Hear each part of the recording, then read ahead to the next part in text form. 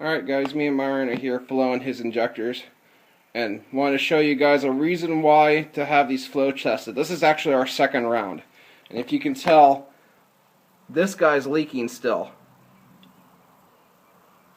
And I mean, when the flow test ended, where all these are up here, this guy was like in the 20 range. Now I'm flowing these using my Arduino controller, and I'm going to build some kind of permanent setup eventually, but right now I was just so that way we can flow test these, and it's turning them on for 5 seconds to the millisecond. There's no human error in this. It's all computer automated for exactly 5 seconds to the millisecond. Now this one right here flowed 74.3 pounds an hour. The second one over flowed 75.4 pounds an hour, and that one flowed 77.7 pounds an hour, which is a decent variance. This is why I always recommend you flow testing your injectors so that way you can get a good idea of what they flow, and if you flow more than 8, you can get a good batching of injectors that match. So we're flowing, I think it's what, 16? Maybe 24. Maybe 24 today, so that way we can get a good set of 8 for his Turbo C10 that we're just about done building in my garage.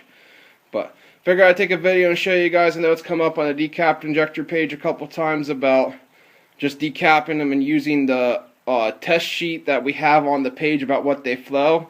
That test sheet, I mean, we thank Eric Durr very much for that test sheet, but it's also just, remember, it's a reference. It gives you an idea if you're, okay, this is the type of injector number I need, it should flow somewhere around this, but always have your fuel injectors flowed and serviced, either by Eric Durr, or you could do it yourself, but always have them flowed so that way you know what's going on, that way you don't wound an engine, because you're running an injector that could be like that one where it's barely flowing anything at all.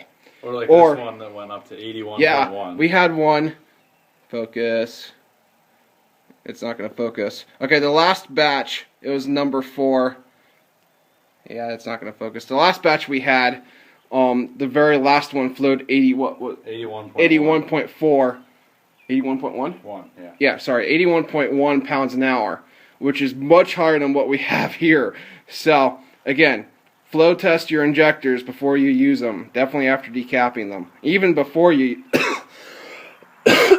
even if you're not going to decap them, just run factory ones.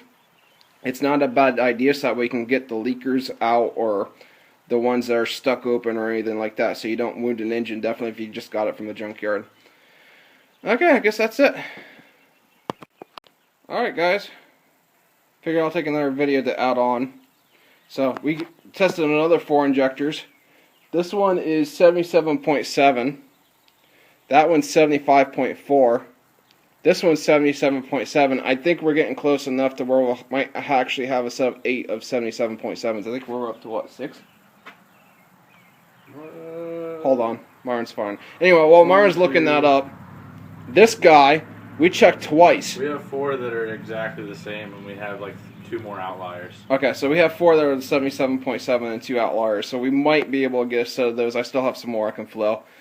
But, yeah, we tried this one twice, thinking maybe the first time it was something up, and nope, it's dead. Completely, utterly, did not flow a darn thing, it's dead. So, which makes sense for my cylinder head. Again, this is why you don't just use the flow numbers we give you and run with it. It's always a good idea to have your decapped injectors flow tested, because you'll run into stuff like that and you won't find it until you test them. So, that was video number 2 in this little bit. I might take another one to show you our next round of flow measurements. But there you go.